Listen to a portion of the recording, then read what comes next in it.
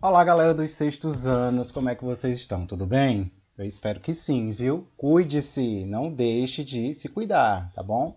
Vamos falar sobre a nossa última atividade e concluir, né, a matéria, o conteúdo de formação de palavras. A gente fez agora, recentemente, uma atividade sobre composição, né, que é mais um processo de formação de palavras. Mas lá, anterior a essa, a gente já tinha falado sobre derivação. Derivação e composição são dois processos de formação de palavras. E aí, na atividade, se vocês perceberam lá, tem algumas definições que eu coloquei para vocês perceberem e entenderem, porque não é um conteúdo que vocês estão vendo pela primeira vez, né, para relembrar, e coloquei também alguns exemplos. Mas antes da gente ir diretamente para a atividade, bora relembrar tudo que a gente já aprendeu? Vamos fazer uma revisão?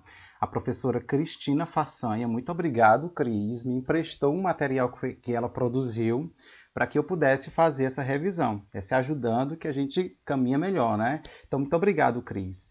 E ela fez esse material sobre formação de palavras, que é o que a gente está estudando agora, né? A gente começou esse conteúdo, né, aprendendo mais sobre derivação, né? E aí eu vou ler um pouco aqui, ó. Formação de palavras. As palavras surgem por meio de dois processos principais, derivação e composição. A derivação a gente estudou lá no começo, que é quando a gente acrescenta partículas, que eu chamo elas de partículas, mas são afixos, que são elementos que podem vir antes ou depois de uma palavra para formar uma outra. A gente chama a que vem antes da palavra de prefixo e a que vem depois de sufixo. Essas palavras que dão origem a outras, a gente chama elas de palavras primitivas, né? Elas dão origem a outras palavras primitivas. Todas as outras que surgem através delas são as palavras derivadas, que é o que a gente está vendo aqui. Tá? A derivação, que a gente estudou primeiro, né, a derivação se dá através dessas partículas, prefixo e sufixo, né, que a gente já aprendeu que o prefixo vem antes, essa partícula vem antes da palavra, e o sufixo vem depois. Olha nesse exemplo da música aqui, que tem ó, chuva, chuvisco, chuvarada, cocoricó. Chove, mas como chove? Chuva, chuvisco, chuvarada. Olha quantas palavras se podem formar através da palavra chuva, né? Chuva dando origem a várias outras palavras através dessa formação que se chama derivação. Né? Nesse caso aqui foram colocados o quê? Sufixos, né? Depois da palavra chuva. Ó, a, isco, arada. Deu para perceber? Espero que sim. Que a gente chama essas partículas de afixos, né? Eles podem vir antes como podem vir depois, tá? E essa semana a gente aprendeu mais sobre a composição. A composição é muito simples, né? A gente só precisa fazer o quê? Colocar duas palavras, juntá-las e formar uma outra.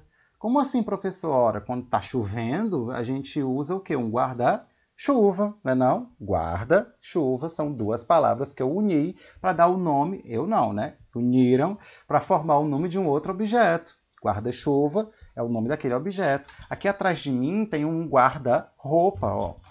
São duas palavras, guarda-roupa, que se uniram para formar o nome desse objeto.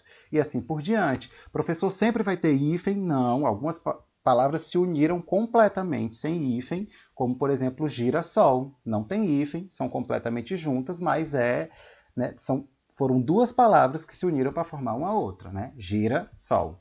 Deu para entender? Eu espero que vocês estejam aprendendo tudo. Aqui tem um bom resumo, a palavra primitiva dando origem a palavras derivadas, né, que pode ser através de derivação, como pode ser através de composição. Reler, por exemplo, é uma derivação, né, o re é um prefixo, e a composição aqui, por exemplo, couve-flor. Duas palavras se uniram para formar uma outra. Vamos para a atividade agora? Olha só, na atividade. Tem assim, questão 1. Além do uso de prefixos e sufixos, é possível formar palavras de outro modo? Decifre essas adivinhas e observe a estrutura das palavras que você encontrou. O que é o que é? Essa atividade, para quem já tem o livro, ela está aqui, tá? Eu sei que não é todo mundo que está com o livro ainda, mas quem já tiver com o livro pode usar o livro para lhe auxiliar, que é um material de apoio, né, para você estudar e aprender mais, tá bom? Essa atividade foi retirada daqui. Vamos lá, o primeiro item. Cachorro sem uma raça definida. Chama o quê? Chama o quê? Chama o quê? Vira-lata. Vira lata, duas palavras que se uniram para formar uma outra. No segundo item, pássaro que beija. Muito fácil, beija-flor. No terceiro item, arco que fica no céu, aquele arco colorido, arco-íris. Duas palavras se uniram para formar uma outra. E o que é que sobe quando a chuva desce? O guarda-chuva, é ou não é? Então, aqui foram palavras que se uniram para formar uma outra. Segunda questão, em relação à formação de palavras, o que há em comum entre as respostas que você escreveu para as adivinhas? Aí eu coloquei aqui, são palavras formadas pela junção de duas palavras e elas foram o quê? Separadas por um hífen. Então o item correto era o primeiro, porque todas elas eram palavras que estavam sendo formadas e separadas por um hífen. Entenderam? A terceira questão. Nessas palavras foi usado o processo de derivação ou de composição para formá-las? Nesse caso, juntamos duas palavras, então estamos falando do processo de formação de palavras por composição, né? Que é esse item primeiro aqui, ó, pois não há adição de prefixos nem sufixos. São duas palavras que se juntam. Entendeu a diferença? Vamos lá. Observe o quadro abaixo e responda a seguir. Grupo 1, jacaré-açu, pica-pau, macaco-prego e lobo-guará. Grupo 2, mamífero, conduzido, ameaçado e belíssima. Grupo 3, animais, litoral, ilha e país.